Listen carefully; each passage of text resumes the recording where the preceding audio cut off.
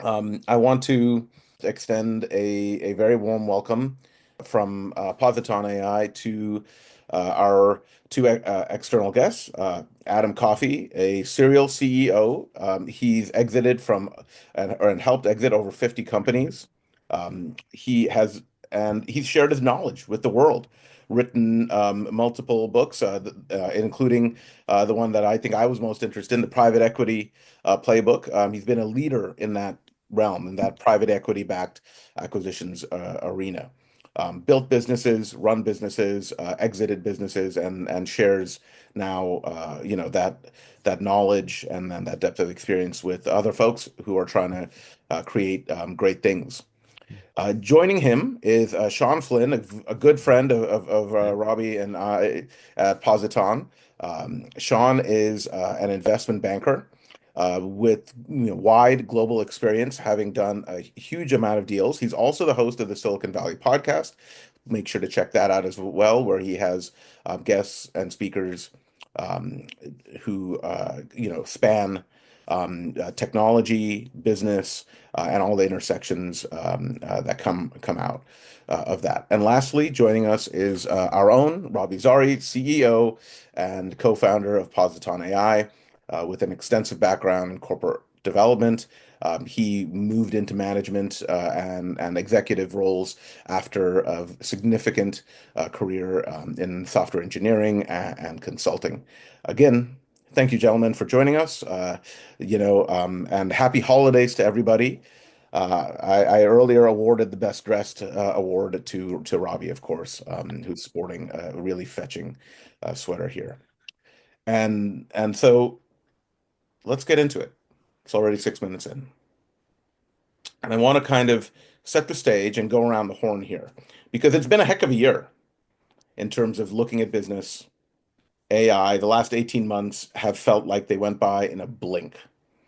So here we are sitting, just barely a week before Christmas. Maybe we can take a moment and go around the horn here.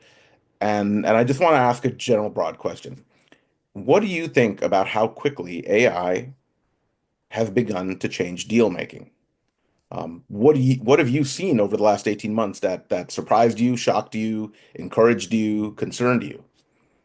And I want to toss this to Sean to start us off because he recently wrote an article on AI and M&A, and I thought it might be interesting to have him, toss in first. So please, let's get going, and then let's have a chat.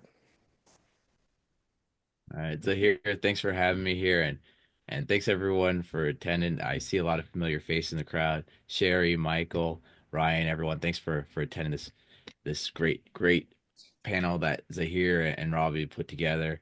And Adam, I'm really excited to be on a panel with you. I've gotten to interview Adam 3 times on my podcast, so if you want to check out some of those episodes, they're all fantastic. What I've seen the last 8 months, it's been pretty interesting. I've seen a lot of talk around how AI is going to start impacting deal making. I've seen a lot of companies raise some funding to develop some software, some products. It's not, from what I've seen, the software, they'll have one or two components that I'm like, wow, that's very impressive, but the suite that they're building isn't quite there yet, but it's on that direction. It's very hopeful. I mean, I've seen some things from managing components of the due diligence to managing the outreach to the creating the sims and the marketing materials, even some software for analyzing the data room. And Positron, what I've seen from there, is above. It's a leader in a lot of these areas I just mentioned.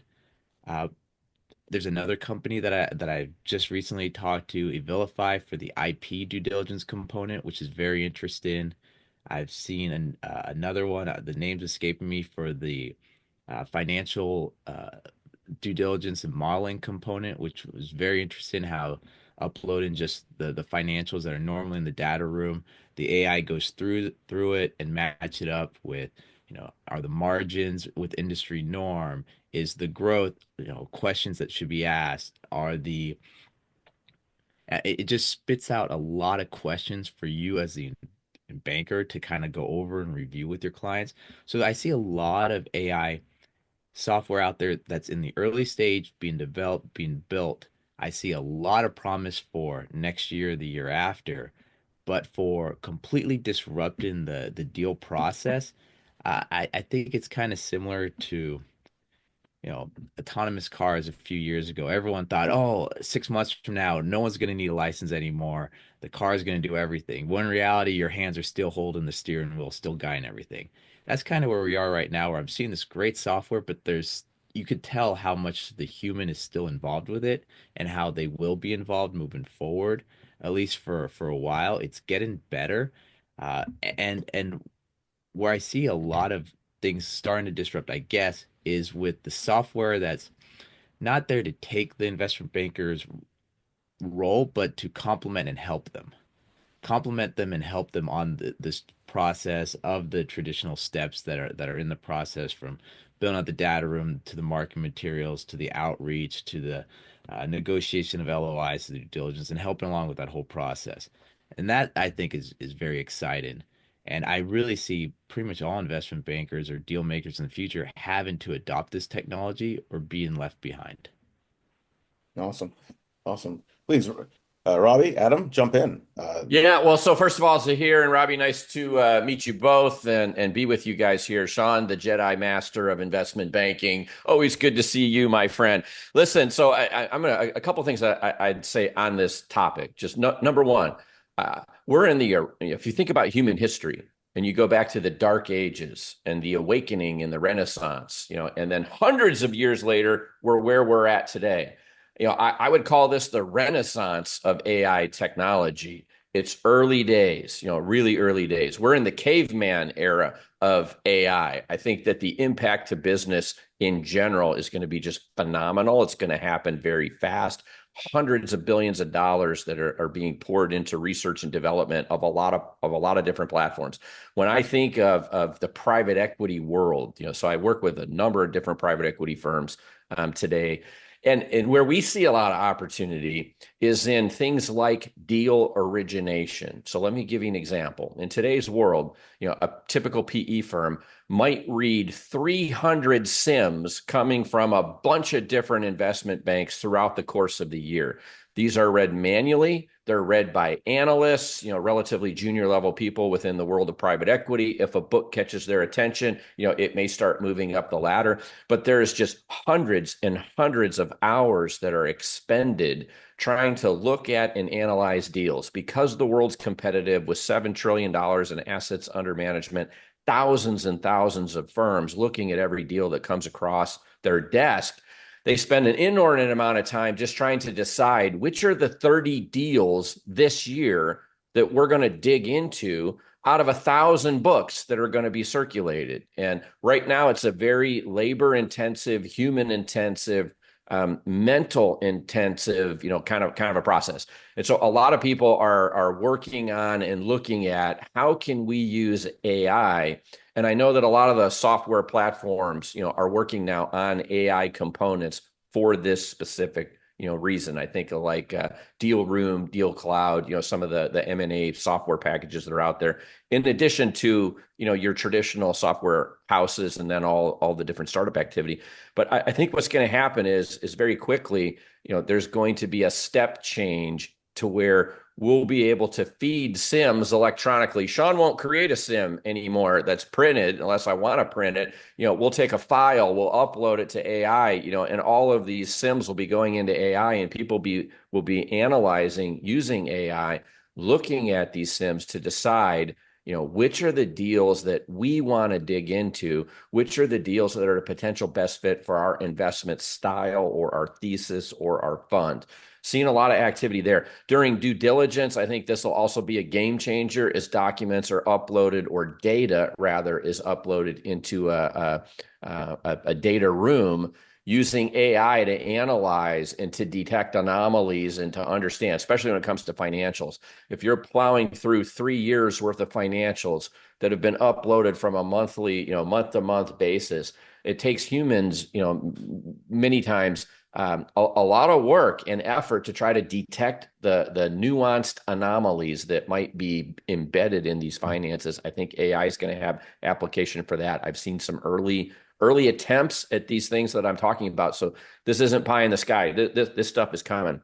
And I think a lot of the world's been freaked out just in general. AI is gonna end my job. AI is gonna stop investment in certain industries because those industries are going to become, just obsolete overnight. And I don't see any of that. I think ultimately, especially early days, AI is going to be, it's going to augment what we as human beings do. It's going to be able to take off our plates, a lot of what I call is the low value work. So in any job, you've got high value work, low value work. When we dig into data, we're digging into numbers. We're trying to detect anomalies or the things that we're looking for, trends, and comparisons to an industry. This is low value work, meaning that it takes a lot of human intense labor to do this. If we could automate it, then we would have more time to do high value work, which is to really dig in on those opportunities that are before us that fit our investment style.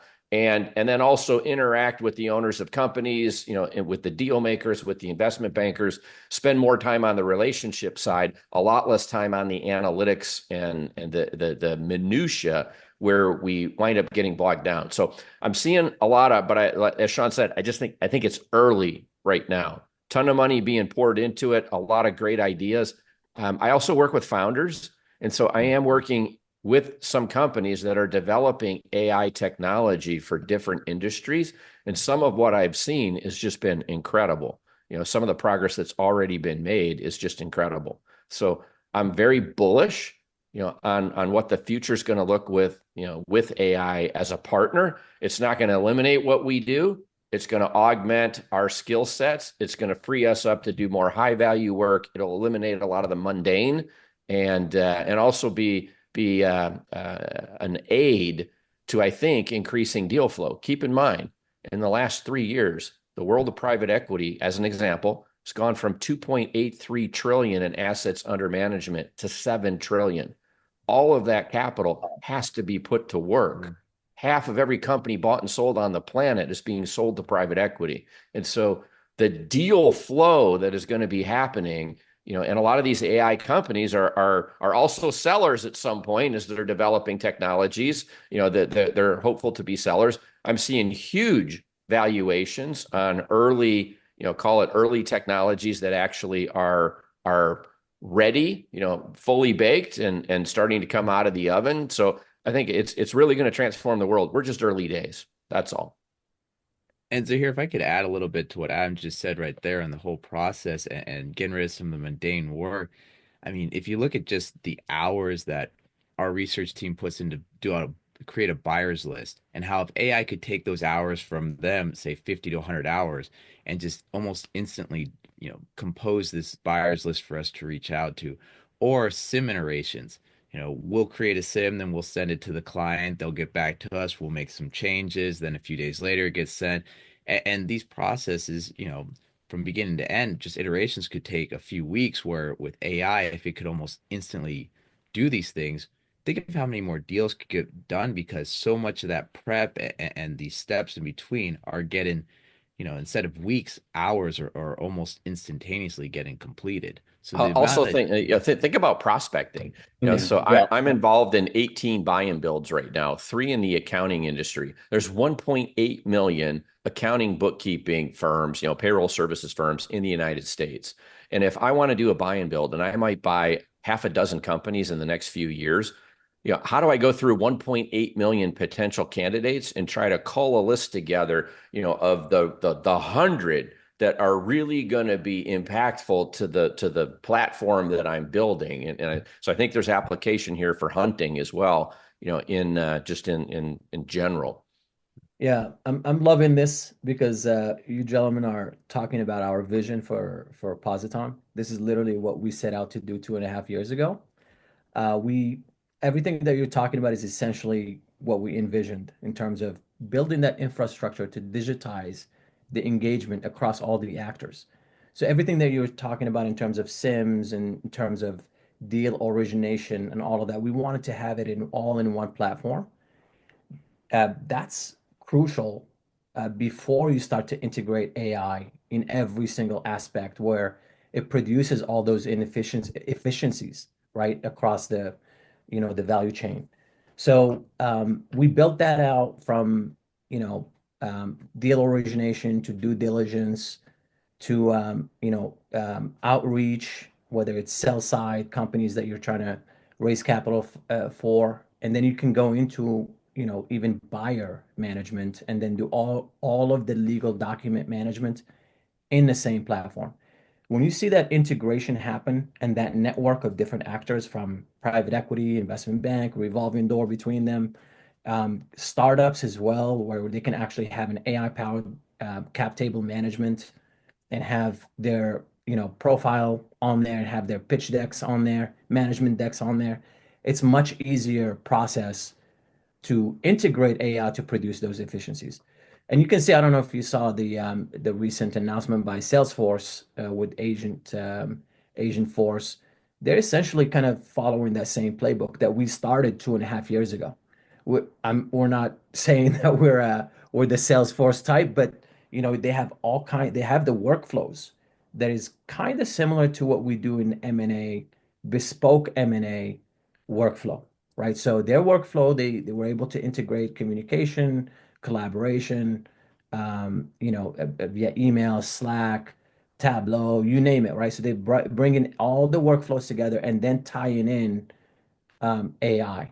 The other aspect of things that we've seen from 2.5 years ago is the fear, uncertainty, and doubt that has been dissipating as folks start adopting more of the idea of, hey, we if we don't adopt AI, we're going to be left behind. They're kind of realizing that more and more, especially as AI is developing, and you saw probably the announcement by NVIDIA where you can actually have a really tiny chip on your laptop that you can run your own model offline. So you can see the trajectory where we're heading. This is going to get better and better, more efficient.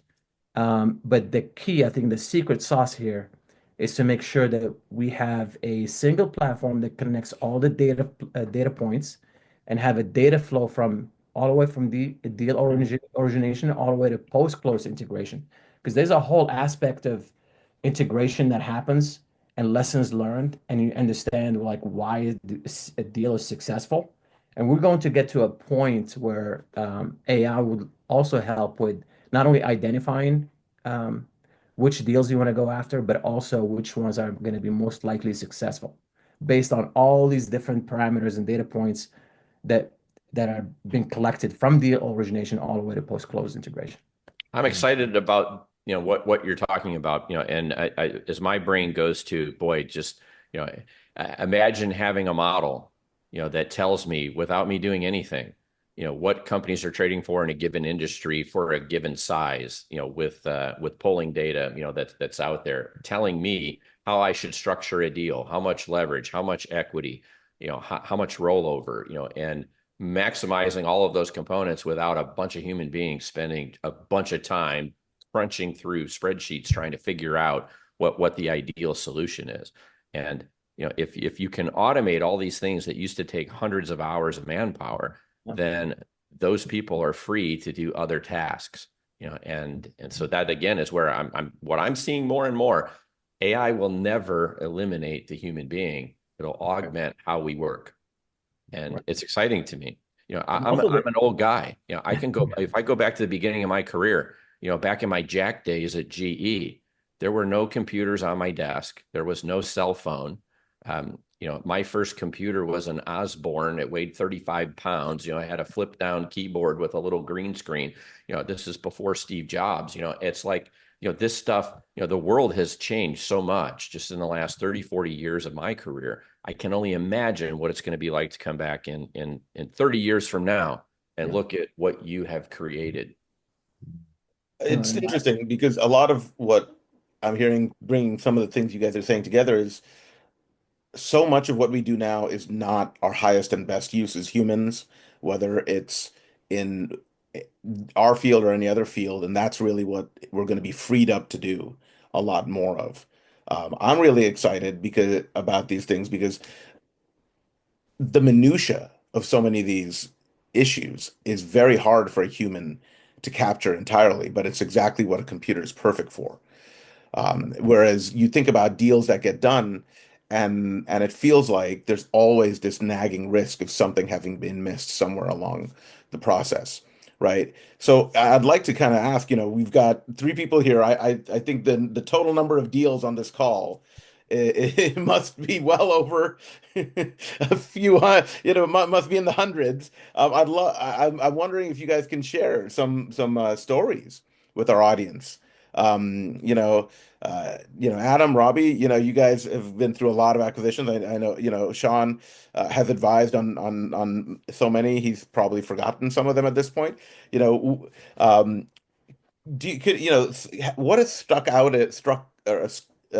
stood out to you over the last year and a half as, hey, that was helpful to have that automation with, or hey, I'm doing this, I'm in the middle of this, it's not great. There are a lot of challenges, possible issues. I wish I had this type of automation, or I wish I had that type of automation. I think we'd love to hear, how this would apply to deals that you've done and seen, and where that really, rubber would hit the road. I mean, I Shawn, you just want to lead? sure. Yeah. I mean, while you're talking here, I just kept thinking of how many hours I would save on these deals if just AI was tracking red lines and NDAs. If AI was just when we go from the outreach to, okay, this person has signed the NDA, put it here, this person has had these questions and they've been answered, they still need to be answered, or this person's received the sim on this date, now we should follow up, and just kind of those reminding tasks of just putting everything from the beginning of the start line to the end and just working them down this path instead of manually using Excel and just checking off boxes with each person you're contacting to, okay, AI is actually step one, step two, step three, step four, step five, and doing that. And gosh, I mean, as you're talking, I'm just thinking, how many people is it? Okay, I gotta remember to follow up. It's been a week that they've had the sim. Okay, I haven't had any questions from them. I better ping them today. And this person, wait a second. They did we schedule that management meeting or not? Did we, it just Yeah. because you have everything in front of you in this Excel sheet and with emails going back and forth, and say this is a pretty large outreach you're doing, and in the span of 2 weeks you've emailed 800 different people, right? Just the follow up, the email, the okay, this person has forwarded to this person on their team, and now you're supposed to follow up with them and update in your information that's this person you're now in contact with, and that person next year that you have a relationship might leave to another firm. Well, I want AI to update my CRM for me that this person's Yeah. moved, and that when I reach out to them to next I want time. AI to reach out for you, Yeah. So you're not even doing it. It's like, we haven't heard you. We haven't got this back. It's following up for you. yeah. There's, And that's the Uh, perfect thing I for a think, computer to do, right? yeah. yeah, That doesn't need human brain cells. Yeah. yeah. I Or can another thing say, when you're just yeah. talking right there, there's one deal I worked on a while back, and we'll say this is all hypothetical. I wish AI had done an internet scrape on the group we're working with in advance of us, the private equity group finding some stuff out about them online. I was like, where did you even find that? But they Yeah. had their team reach out, spend countless hours. Our research team hadn't, but I'm sure AI could have done all that and gotten us that information before anyone else, so we could have cleaned it up a little bit sooner. Everything went fine, but that's an embarrassing moment. And Yeah. if AI could prevent something like that from happening, whew, Yeah. and I don't think it would be that hard for it to do. In fact, I'm sure there's solutions out there right now that I just didn't know about. Yeah, I'm So not a lawyer, nor do I play one on TV. So I'll just start with that. But I am going to admit, and I'm sure everybody on this call could could laugh and have their own story. I was working with a seller not too long ago. So my number, I bought 58 companies. I have 2.5 billion in exits as a CEO. But I'm over 500 million in exits already in my consulting practice, helping founders sell. And recently was doing a merger. This was just two companies coming together, bigger in the space. And when it came time to try to educate them on shareholder rights agreements and majority shareholder, minority shareholder, and kind of how that would work, I can certainly tell you, I visited ChatGPT and I had ChatGPT help me write a minority shareholders agreement, and highlight what are the key issues in a merger that we need to flush out. Ultimately, attorneys took care of everything, I promise you. But in order to have the framework, to just say what are the issues, these people who wanted to come together in an industry, it's a merger, and we're like, okay, so how does this work? And so I can walk them through how we determine valuations and who gets how much stock and things like that. And there's different methodologies. There's no right or wrong. There's different ways that you could derive this. Mergers are generally friendly, and it takes people to agree, on ascribing value. But I literally was using different AI tools to create the framework to identify for them what the issues were, how we were going to solve those issues, when I was working with the minority shareholder, and I've done this twice in a year, so we're worried about, okay, we want to make sure that we get the appropriate amount of stock split. That requires us to have fair valuation on that side, but what are the rights and the things that we should be worried about? And I've been using AI tools to kind of generate that discussion. And I was shocked at the level of detail when you pose the appropriate questions, when you feed the right kind of data, at the quality that I was getting out, and the detailed level that I was getting out. Hey, can I get more detail on this? Here it is, and I'm like, wow, and then I can take all that to the lawyers and say, we have pre-agreed on these parameters, and we need to now memorialize this in in legal documents, and so it was very useful to me in just kind of teeing up the framework for how deals were going to get done. And I'm doing that with tools that exist today. So I'm excited about what the future will bring, but I am getting value from it today. So that's I been would, that's been fun. yeah, that's super interesting. I would add the corporate development angle to this. So you heard the investment banking and private equity, but in corporate development, I want to focus on due diligence. I think where AI, if we had that, say, 3, 4 years ago, where you can actually employ it in due diligence.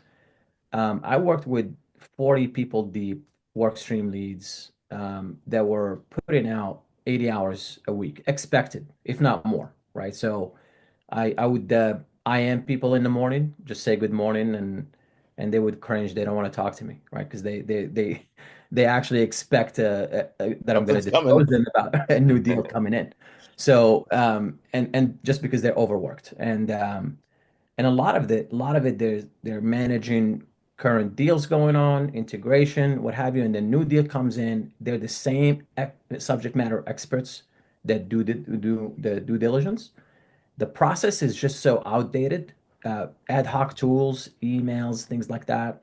And when COVID hit also, it was another layer of difficulty that was added to the mix. So AI, instead of digging and finding folder and files in a nested kind of fashion, and you have to follow on an Excel sheet whether things were answered and not answered. It's just an archaic way of doing things, and that's the mundane that Adam was talking about. Mm. That like no one wants to do that. Like analysts that were, highly sophisticated, in modeling and finance and what have you, they don't want to get the task of, hey, can you manage track that people answer questions that is the answer satisfactory to them? And they're not experts in, say, supply chain, right? So you might be a corp dev guy, but you're not a supply chain expert, you're not a procurement expert, so you don't know some of these answers. So AI can come in this space. For example, I could imagine like if we had it at the time, it would expedite the whole process. And by the way, the board and the EC, they're always wanting you to, go through the due diligence in a speedy fashion. So because it's correlated to closing, right? Correlated to signing. So they want to know, okay, you got a week to be done with everything. And then that means you do a risk assessment, You do your reporting out, sending all of that in an organized fashion to the, that all of that stuff is can be completely automated, which we did, with Positon, and you can have real-time reporting, real-time risk assessment. You have the support of AI looking at all the documents and summarizing answers for you Mhm. in seconds, where you can actually answer. The human is always in the loop. We don't necessarily answer you don't answer to the other side. It's kind of like what I call the MRI, right, to a doctor. Like MRI can actually detect some issues, and it could probably like give you the treatment based on that detection. But you want a doctor to tell you, okay, this is I looked at the results, and It's hey, a tool. It's a it's a tool. tool. Exactly. It's a tool, Mhm.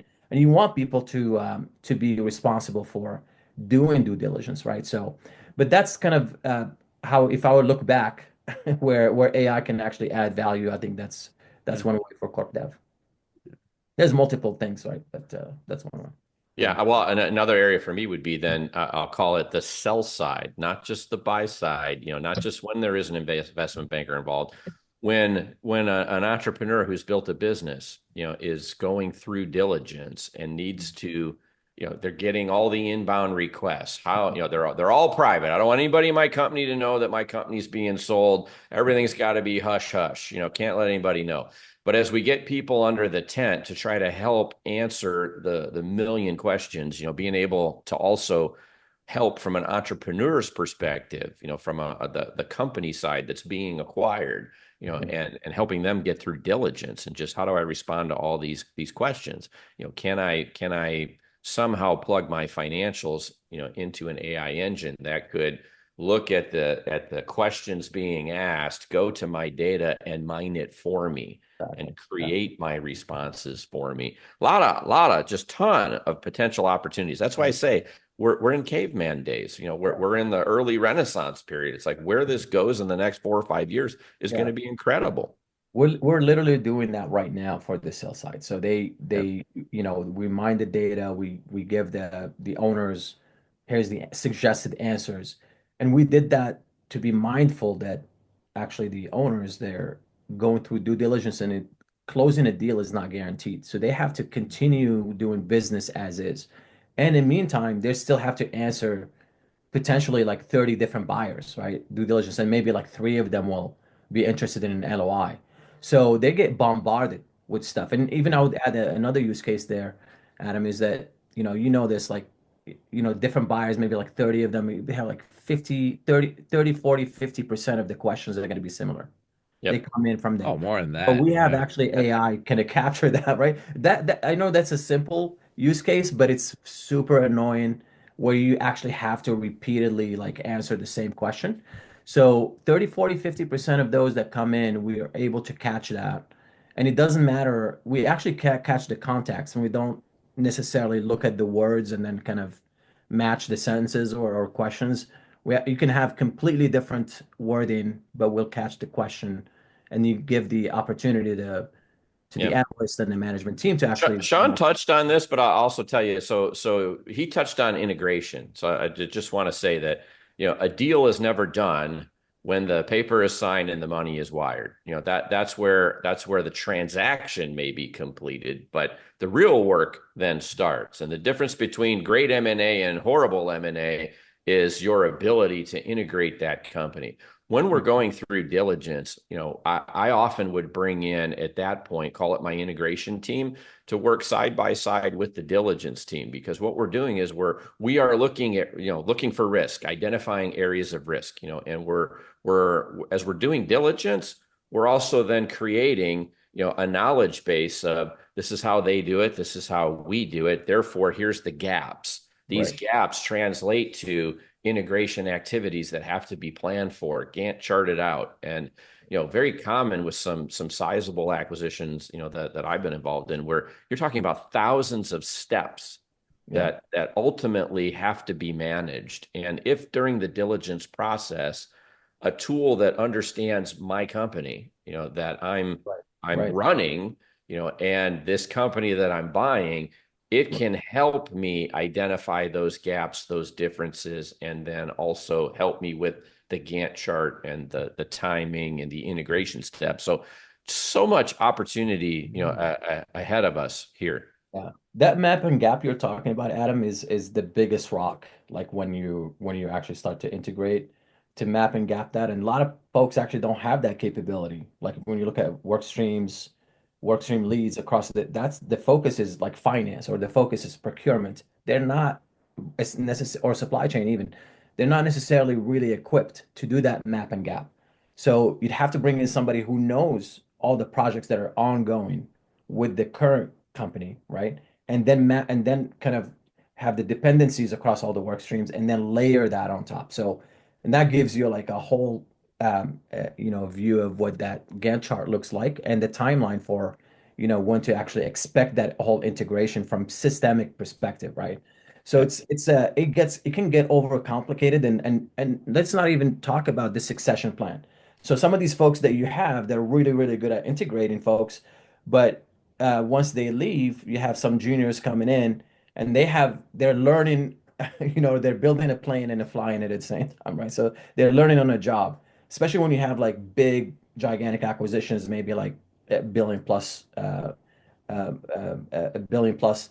You almost always want to make sure that business continuity in terms of the interim model happens for those companies. Mhm. And without that knowledge base, without that muscle memory that you build in, and this is why it needs to be systemic. It needs to be part of a system that can, it's the same people that do due diligence, they actually continue into the integration. So you want that flow of finding out where the gaps are and kind of mapping that out for the integration. Well, Robbie, quick question for you. How far away do you think we are with AI to be able to, with that integration play, modeling that out, to incorporate that in their offer and how the deal is structured?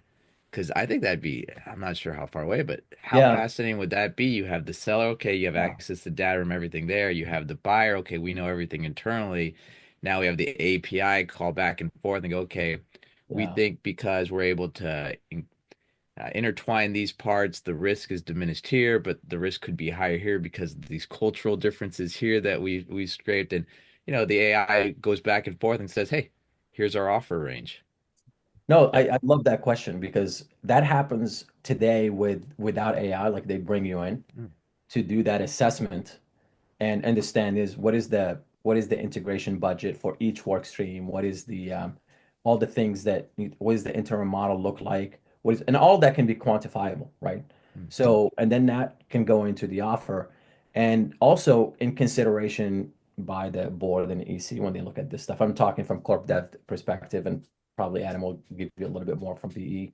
But um, but essentially uh, we're not that far. I think within the next year, right? And without disclosing too much, we're working with a customer on a gigantic $28 billion acquisition, and we're looking at that integration module so we can do that, and that's why we're like connecting the dots, right? From deal origination to that, and that's what that deal data flow happens, right? So as we have the early stages of the integration module, but we're expanding and we're working with a live deal that's happening, and we're actually we have the framework from experience, from domain expertise, but we're working with them to actually make it practical and then take that market feedback, if you will, right? But to answer your question, that's the intent and that's the goal, and that could be almost when we say instantaneous, a day or two, and you know, you have something that it can go right into the deal execution offer. mm, Yeah. So this has been fascinating. Clearly, we've looked at the fact that AI is not just for one part of the deal cycle, it's all encompassing. It can touch every part. It can touch the adjacencies, external stakeholders, preparation, all the way through integration and even post integration. I want to open it up now, real quick, to the audience. Because I'm sure there are some questions that folks would have. Please, you can either come off of mute and ask the question directly, or you can message us in the chat here, either directly to me or to the group. So let's just see if folks have a question there. Hey, Z, this is Drew Fowler with SRS Hey, Acquium. Drew, Hey, welcome. Drew. Hey, really great insight, guys. And definitely makes me optimistic about the things that we're doing in M&A as well. One of the issues that I run into or questions I get from a lot of the folks on the legal side is concerns around privacy in using this data. And obviously, these tools are only as good as the data that we're putting into them, and that's how they learn. So there's a big concern just around bias in using these things. So Hmm. how do we do you guys have any suggestions or thoughts or visions on kind of how we start to get folks more comfortable with this, understanding the fact that they're only going to be as good as the data and the prompts that we're putting into it? Yeah. I can jump in if you guys want. So, or Adam, you want to take this? Well, so I was going to say it's interesting you bring it up, but Drew, let me ask: is it the concern about how AI helps the deal or the actual legal process? Because as many may or may not know, AI being used in the legal industry has some limitations, meaning that there are laws around you can't put people's private information into a public domain AI tool. It has to be a wholly self-contained animal. And I happen to work with an AI. I don't want to call it a startup at all. They've been around for 10 years. Before we knew AI was AI, they've been working on a proprietary AI type tool that is now being used in the legal industry. Some of the largest law firms on the planet are their early adopters. And it's phenomenal what it can do, because a part of this company's material is the entire legal law library of precedent. And so it's actually using factual information. It's not interpolated.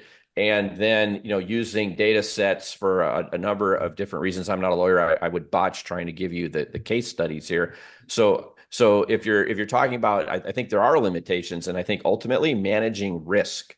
So if we're over reliant on the technology and we're not spot checking it, then we could be making mistakes if the AI platform itself is in early infancy stages of learning. I think that's what you're pointing out is the potential fear. So, at least initially, until people can say with a high degree of confidence that they trust the platform, it's a tool. We still have to have some manual level of verification that the Yeah. conclusions being drawn are accurate.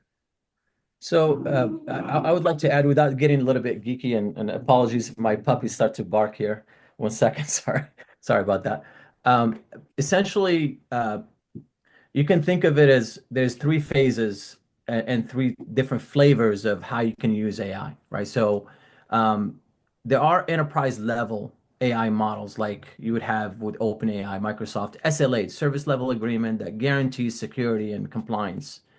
On top of that, you can actually have proprietary kind of layers of security and ring fencing and things like that that you can do. That's on top of the prompts and to your point, having good data in. That comes in when you start to train the actual model. And there's two types of flavors of that. There's fine-tuning a model that exists, and you can train it on your existing data. If the data is faulty, obviously the model is going to get wonky. It's kind of like a student, right? You give it textbooks that are, outdated and not, good information. That's what you're going to get. The output is somebody trained on bad textbooks. If you get some, the other flavor is actually building things from scratch. And that's what we're seeing kind of tying this to the adoption in the industry is that folks now that are kind of having budgets internally on how to build things, they're not experts at this. This is not their core competency. They're an ice cream shop. Then they shouldn't be doing, training of models and things like that. So um, from like making sure that there is no hallucination, there is no essentially like use of AI with bad data, that's all been solved. It's all like right now you can actually do all of that in a very strict manner And also the difference is if you move from flavor the first phase that I mentioned, which is the ring fencing and actually prompting the proper way and having, your data kind of fed into that AI, can go to the fine tuning where you don't have to do that anymore. So basically, you just train it on those things, and then now it's cheaper for the platform to use that. That's kind of how it works. And then eventually, you want to have a completely bespoke model that is trained completely on everything that is M&A, right? And now you actually have a powerful, agent working with you on that. That's fascinating. We have another question that is also really interesting. Sanjay asks, have you guys seen a significant challenge with the human aspect, cultural adoption, change management part of using these AI tools? Robbie, she mentioned that, Robbie, you alluded to once that there's more case studies. Folks like, if there's more case studies, more adoption, folks like the banks might adopt more quickly. Do you want to jump in and maybe share some of your thoughts on that? And we'd love, Adam, Shawn as well. So It's have you seen challenge with the culture change and process shift? yeah, Kind of jumping a little bit off of what I, we've I can already. give I can give just our experience, right? Mm, When we started, this was 2.5 years ago, almost three now. And initially there was a lot of to me, it's almost like there was a lot of confusion, but also there was a lot of nefarious kind of marketing activity in terms of, my AI is better than your AI kind of thing. My AI is more secure. It's almost like the Edison and Tesla, right? Like shocking a whole elephant, you want direct current versus alternate current, right? That whole situation. And uh, you saw what happened with OpenAI with Elon and kind of trying to slow down that whole process of don't trust AI now, but eventually everybody's now creating their own, and now everybody's okay with it. That whole transition, if you look back last 2 years, people are coming out of that fear, uncertainty, and doubt and adopting now with actual budgets and people that they brought in. The question that remains for me, that's kind of the change management we've seen, but the question that remains is that, is it worth it to build it in-house? And do you want to spend that kind of budget to do that? Or do you want to work with, kind of outsource that engineering R&D to industry kind of wide best practices, and then let those folks do that for you, right? Then you focus on your business, and then you do that Yeah. later. So let me address the question of cultural change. I think anytime new technologies are emerging,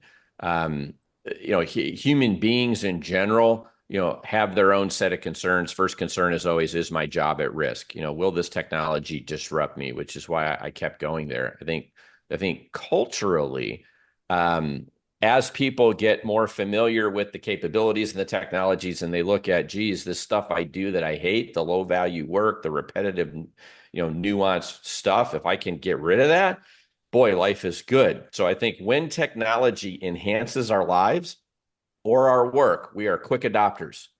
When it doesn't, we fight it. When we're afraid of it, we fight it. And so I think culturally, um, the world is a little bit. I laughed when Shawn said, geez, autonomous cars started and everybody, thinks, there's going to be no more drivers in the world.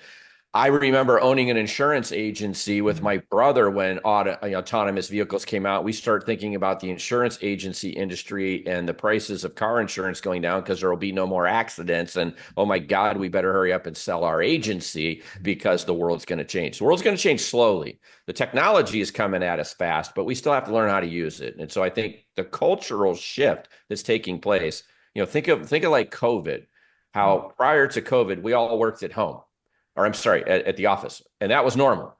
And now you've got virtual companies, which almost never would have happened, 5, 10 years ago. And now it's commonplace for virtual companies to be bought and sold for high multiples and high prices, by PE buyers who can't do diligence on physical locations because there are none, and so I think the world adapts very quickly when technology helps people.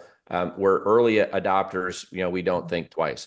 And so, unfortunately, there will be worry and there will be ripples, through every company where it's like, oh my God, my job's going to get eliminated. And then 5, 6 months later, they're still there. And as they learn more, it's like I get to know, I see how it aids me. I no longer fear it. I now accept it, and I'm good. So I think as leaders, as a serial CEO, I would tell you, culture is owned by the leadership within the company. When technology is coming, we have to keep our people calm. We have to be able to articulate the vision for the future, and there will be issues with culture. It's unavoidable, but I think that we'll learn to get through this, together. And when people literally aren't disrupted, then very quickly they'll start adopting the positive aspects of it. Oh, that's fascinating, guys. This has been. I think we could go on for another hour. I don't even know where the time has gone. This has been absolutely, illuminating. But we are coming up on time, so I want to just toss it back once more around the horn, kind of closing arguments. And we call this, the truth of AI and M&A series because the idea has been since the beginning that we're cutting through all of the fluff and the fog. There's so much written, so much printed, and so much of it is completely redundant and not interesting. But, conversations like this are where people find out what's real and what's not. So I'd like to ask, we just go around the horn. Um, and maybe one or two things that you'd say to the audience, like do this, or excuse me, if you remember nothing else, take this piece of knowledge with you. Um, to kind of sum up some of our discussion here, um, before we wish everyone happy holidays. Maybe I could just start with Robbie, Sean, and then Adam. I'll give you the last word. How about that? All right. Well, I kind of want to look into 2025 and from all the markers that we've seen across the macro, micro, maybe some headwinds with the political economy there with some of the drivers for 2025, but everything you look at, in general, and folks that we talk to, in the industry, it's looking promising more than the last few years. It's been a little bit of a challenge for the industry, but 2025, I think the deal volume is going to go up. The deal value is going to go up, especially in particular industries, which means, it's going to be a lot more work, a lot more for the professionals. And this is just another tool, like Adam was saying. This is just another tool that you can leverage. You can do all your due diligence, and in terms of, how does it fit within your organization? How do you, get folks trained behind it? But I would not, discount what AI can do in 2025 in helping deal making. Well, that's fascinating. So 2025, buckle up. Yep. All right, Sean. I want to echo more of what Robbie was just saying right there. I'm very optimistic with how AI is going to assist deal makers, assist the process, assist even from way before for planning the exit from the wealth advisor side to getting everything ready and find all the yellow and red flags even before and during when the data room's being built out to the whole process. I see it as a way that the people that are going to adopt AI and that technology are going to be able to take market share away from the more people that are fighting against it. And what I mean by that is, I mean, a small 2, 3 person M&A shop will be able to have the same capabilities with AI as, 20 person team over here that's resistant to it. So I'm very optimistic I'm not so sure just 2025, but maybe it's 2026, but definitely in the coming years to kind of grasp this technology, don't fear it, incorporate it in every step possible, play around with it. Yeah, there's going to be some hallucinations and some hiccups in that now, but if you're planning it in the way that you're doing your process and your steps, your marketing, your outreach, everything, I think it's going to be a bright future for those ones that are seizing the moment with it. So that's my message out there. It's going to open up so many more areas where maybe those deals were in that gray area where like I'm not sure I should take that deal or not because of this reason or that, but bring in AI, okay. Now we can take that project on. I think it will broaden the scope of deals that people will want to work on. I think it will broaden the percentage of or increase the percentage of deals closed. I think it's just gonna help, incrementally little bits on everything. So take advantage of it now and start becoming proficient in using AI in your day to day lives. No, that's a good I call to personally action. think it's a game changer. I really do. And so it's going to happen over time. There'll be some time period that goes by, but to Shawn's point, early adopters, people who learn how to harness the power of AI early in the deal process, regardless of company, regardless of industry, we need to be open to disruption. We need to challenge our status quo and at least be playing with technology early, because to Shawn's point, somebody that embraces the technology as the technology matures, it changes the game between the effectiveness of a small shop somewhere versus an old traditional shop that was reticent to change. And so I think we all need to know, obviously, it's coming. We're not going to stop it. We need to embrace it. We need to look at how, be critical thinkers about how it can aid our process, and aid the companies that we have, that we're looking at, that we're doing deals with, whatever the case may be. And as it matures, we need to be ready. And so we don't want to ignore it. We don't want to pretend it doesn't exist. It may not be ready to do everything for us, but it's coming and it's going to develop fast. So don't be afraid to try. Don't be afraid to see how potentially you can improve your own processes by adopting some of these early technologies and the companies like this one that's producing it. Well, that's it.